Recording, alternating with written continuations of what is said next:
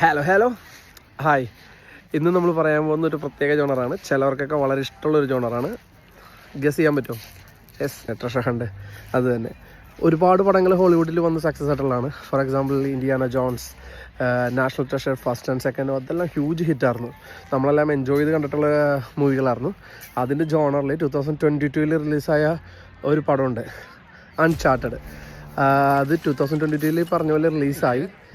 ഒരു 100 മില്യൺസിന് എടുത്ത പടം 400+ മില്യൺസിനെടുത്ത് ഹ്യൂജ് സക്സസ് ആയ പടമാണ്. ക്രിയേറ്റീവ് വൈസ് വളരെ അടിപൊളി മികച്ച നിലവാരത്തിലിരിക്കുന്ന പടമാണ്. വിഷ്വൽ എക്സ്പീരിയൻസ് ഒക്കെ ഭയങ്കര സെറ്റപ്പാണ്. ഒരു 500 ഇയേഴ്സ് പഴക്കമുള്ള ഒരു ട്രഷർ ഹണ്ടിന് പോകുന്നതും അത് ഫൈൻഡ് ഔട്ട് ചെയ്യുന്നതും അങ്ങനത്തെ ഒരു വലിയ രീതിയിലുള്ള ഒരു സൂപ്പർ മൂവിയാണ്. താല്പര്യമുള്ളവർ പോയി എന്തായാലും കാണണം.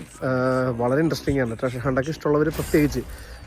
അതുപോലെ തന്നെ അത് പറയുമ്പോൾ നമുക്ക് എടുത്ത് പറയാൻ പറ്റുന്ന വേറൊരു മൂവിയുണ്ട്. 2026 തെലുങ്കിൽ റിലീസായ നാഗബന്ധം എന്ന് പറയുന്ന ഒരു മൂവി.